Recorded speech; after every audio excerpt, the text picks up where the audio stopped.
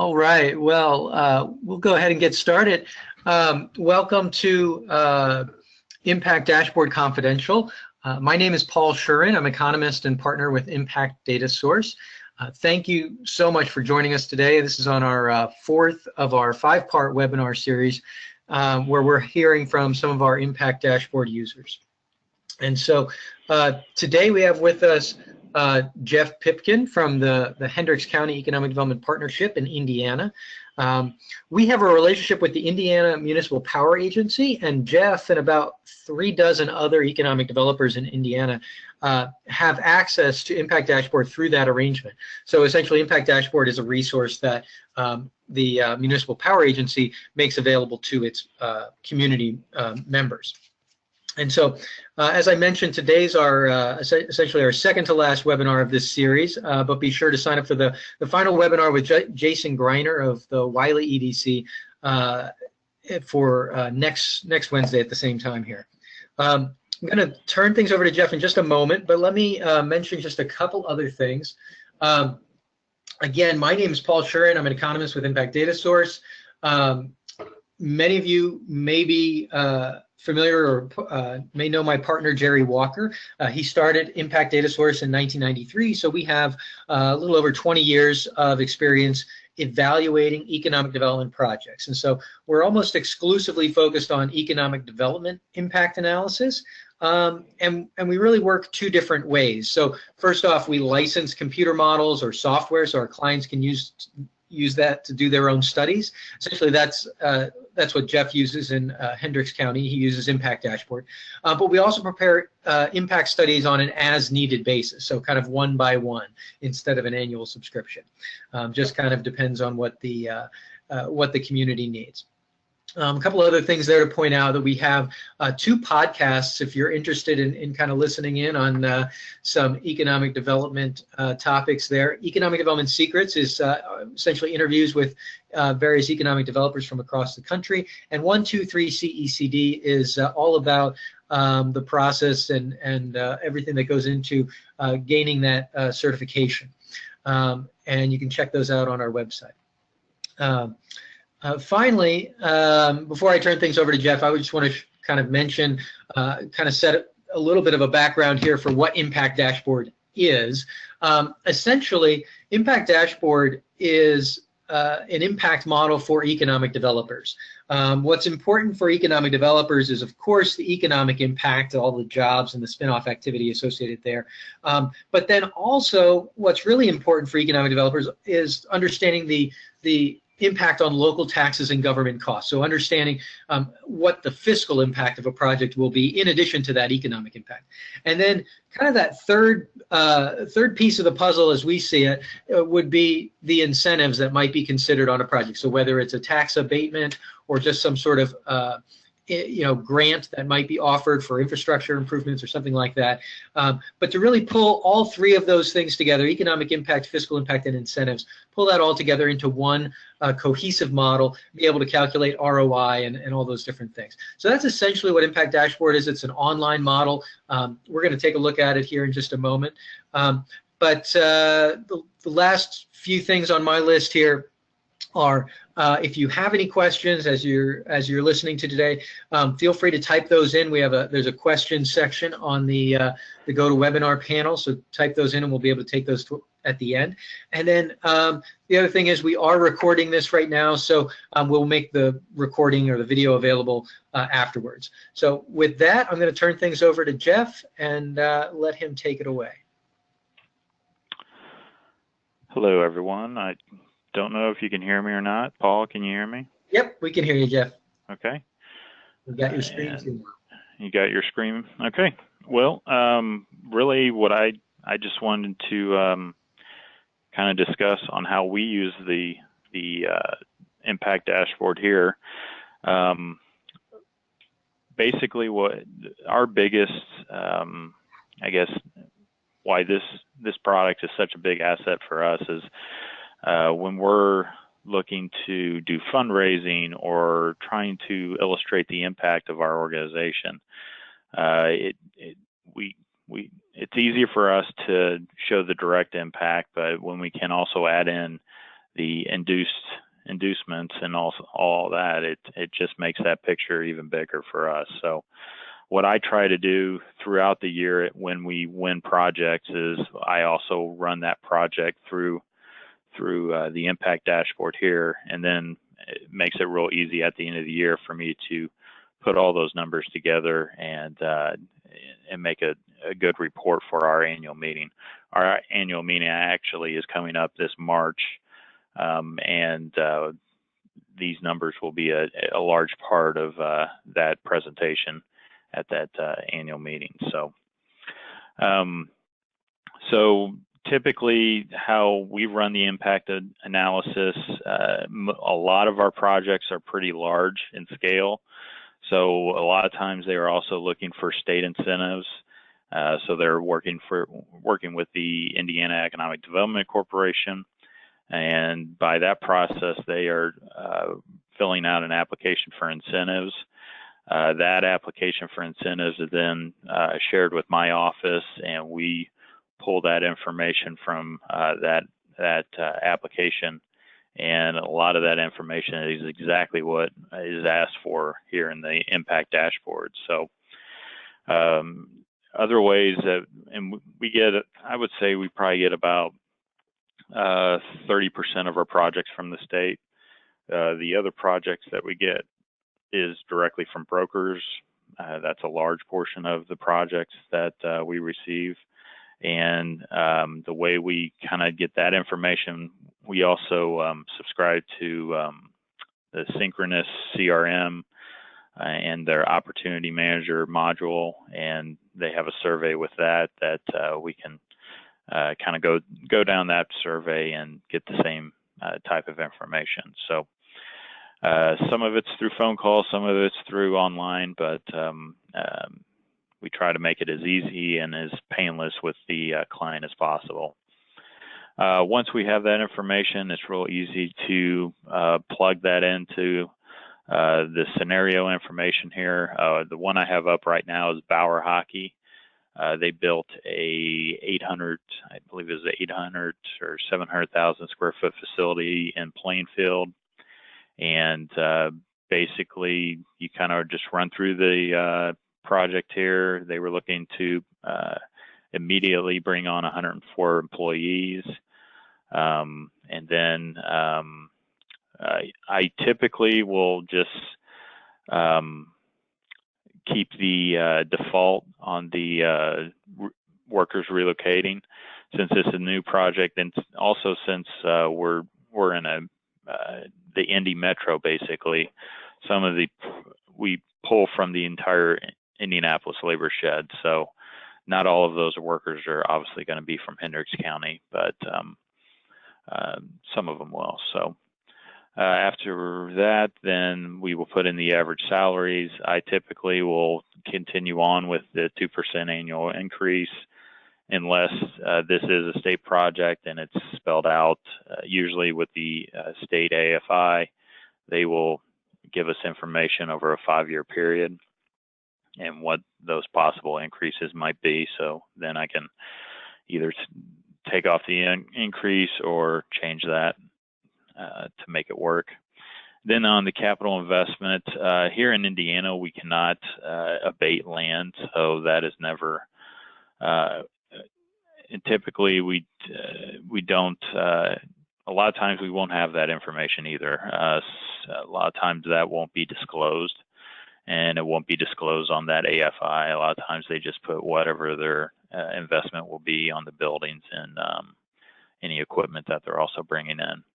And then with the state of Indiana, the only two things that we can abate are that new investment to the land and any equipment that might be coming in. Building permits and fees, that's an area that I've always had difficulty getting information. So typically I've kept that blank. It might be something down the road that we will try to get, but as of right now, it's been difficult for us to get, so we don't typically put anything in there. On the property tax abatements, this one, I believe, it looks like it's a standard tax abatement. So I just plug in what the state of Indiana standard rates will be over that. For the building, it was a 10-year abatement, and then for equipment, Plainfield awarded a 7-year abatement on that. And then you just kind of follow that through on the through the different taxing entities. Paul, I think I've talked to you in the past about whether that could be there could be a button where you could follow that all the way through all the taxing districts, and I think you guys are probably working on that. But it's not that difficult to put that stuff in, and then once you have all of that in, if there's any other incentives that you may be giving in town of Plainfield, if the salaries are above the county average, then there's potential that we may offer training grants. In certain situations, we may also offer some relocation grants. But other than that, on this project, we didn't have anything but tax abatement. So once you have all that information, it's as easy as click and report, and basically this is what comes out. In my reporting, I always report the direct jobs and also the spinoffs, and any of the spinoffs and salaries and direct salaries. And then capital investment is basically what you put in. But the residential development, this portion right here is typically pretty important for our school districts to know, and for their future planning. And then the 10-year benefits, but a lot of times I just kind of focus on the net benefits for over that 10-year period. And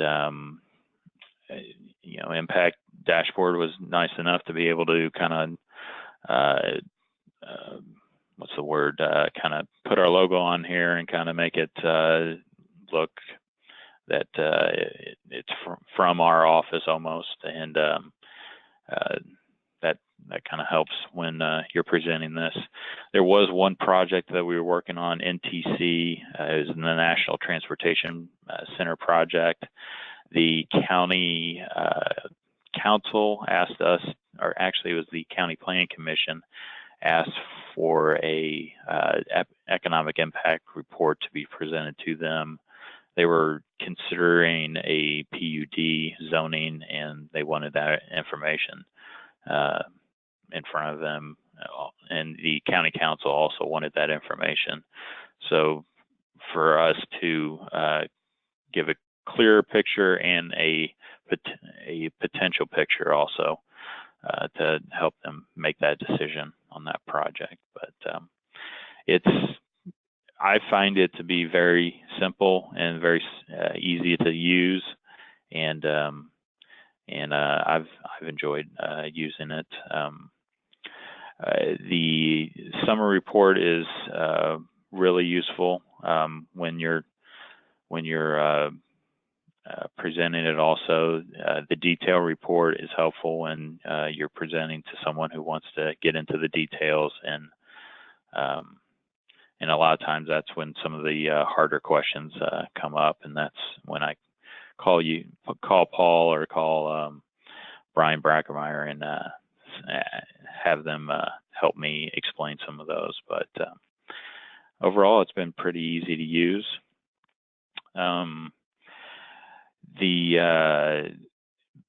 The people who use it in our office is, for the most part, I'm the only one who uses it.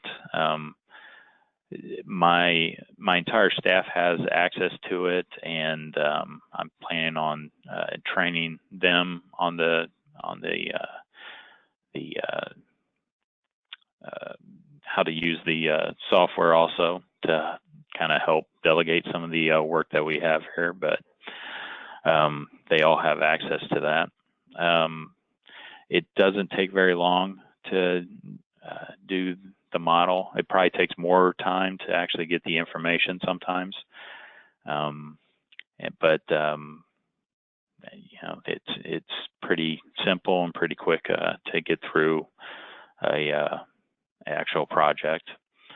Any instances where I'm trying to think of some instances on projects where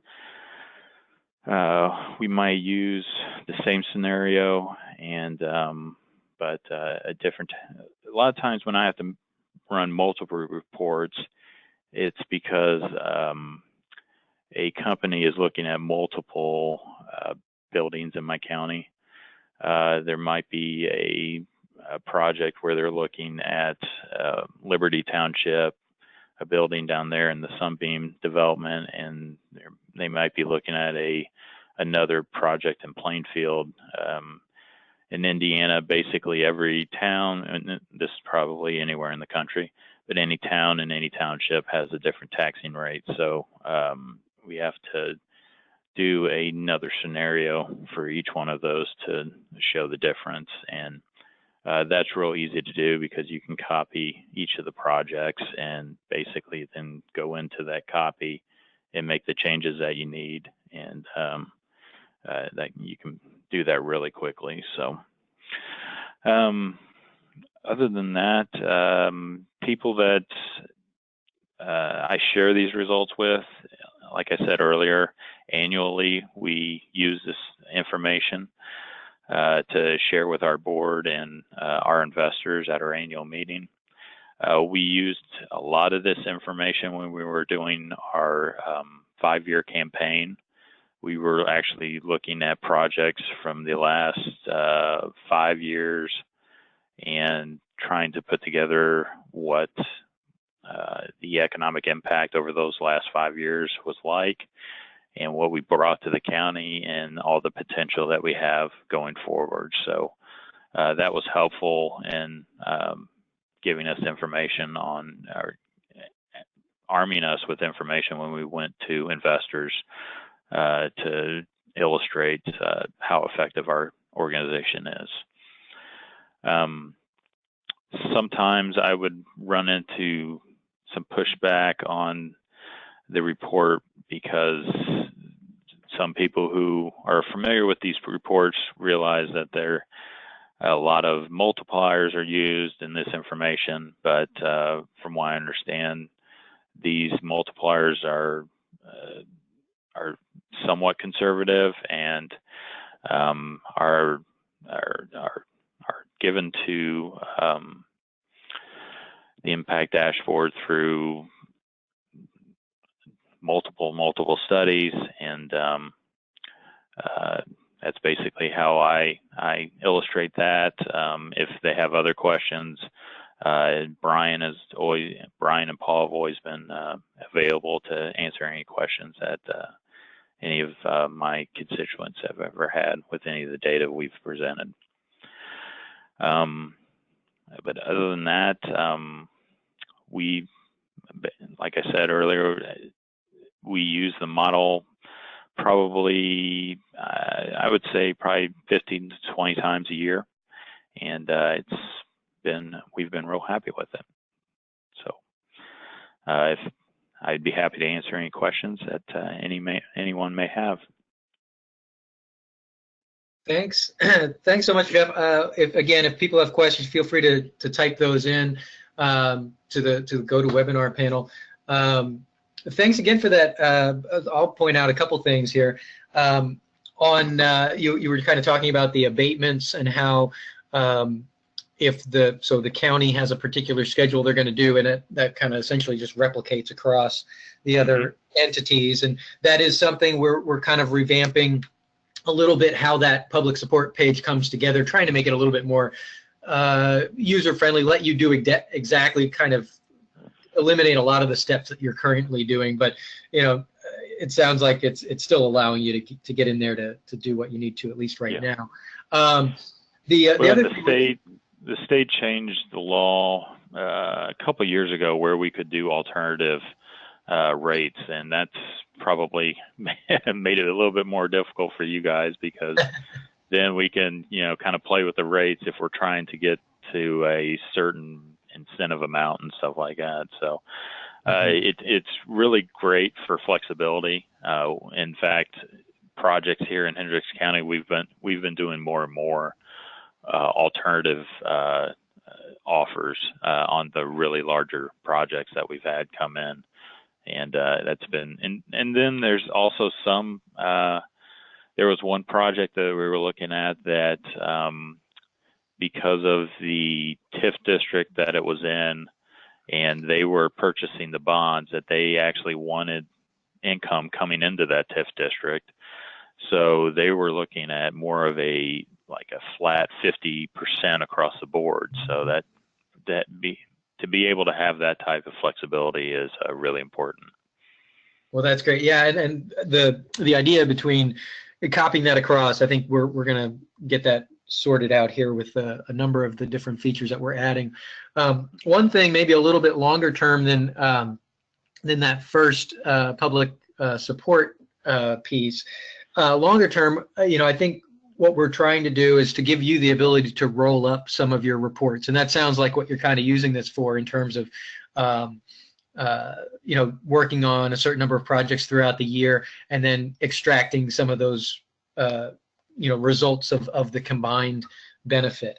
And so I think I'm glad to hear that is something that you're interested in as well, because we've gotten some feedback from others. And then basically, if you're still looking at so this is 2017, the successful projects that we had. So basically right here is all my direct, and all of this is public information anyways, because these are public projects, but all of this was basically what the direct impact of our projects. And then over here, actually, if I move this over here, is where I put my impact net benefits. And some of these projects, we don't have enough information to actually run an economic development impact are in it. So we kind of leave those blank. But for the ones that we have, then we add that to the inducement numbers that we've had when we combined all of that. So very cool. Yeah, and then there weren't any questions here. So one thing that I'll just throw out that you brought up that I think is pretty common across, say economic developers, or anytime people are looking at impact reports like this, that question from whoever it is, whether it's a city council person or a board member or whatever it is, that says, well, what about those multipliers, and kind of want to get into that story about multipliers. The great thing, so number one, we're using the Bureau of Economic Analysis multipliers, the RIMS2 multipliers, to kind of build those in that are region specific there for you, number one. But the great thing about the model is that you could just go back into that scenario and zero out all of the spin-off benefits. So essentially, instead of using a multiplier of 1.3 or whatever gets pulled up in the system, you could set that to 1. And so basically, we're passing everything through with no additional spin-off benefit. And you'd be able to get a report that shows, look, you can hold them up side by side, so to speak, and say, this is it if we use the appropriate multipliers that we think are accurate, and this is if we take them out entirely. And what you'll find, at least in our reports, the way that the information is coming together, it's very heavily reliant on the direct impact anyway. So the property taxes and those sorts of things are really driving the whole thing. So if someone, for whatever purpose, doesn't want to believe in the spin-off voodoo of things, you can very easily do a scenario and just kind of assure people that we aren't accounting for some massive amount of impact there. Right. Yep. So, but well, with that, I think we can wrap it up. I didn't get any questions there, but again, Jeff, I really appreciate you taking the time here and walking through how you've been using it, and hearing some of this helps. I mean, obviously we're around when you have questions and different things, but it's helpful to hear kind of a little bit more about your workflow, and I hope it was helpful for others today. So thanks again, Jeff. We really appreciate it. It's my pleasure. Take care. Thanks. Thank you. Bye.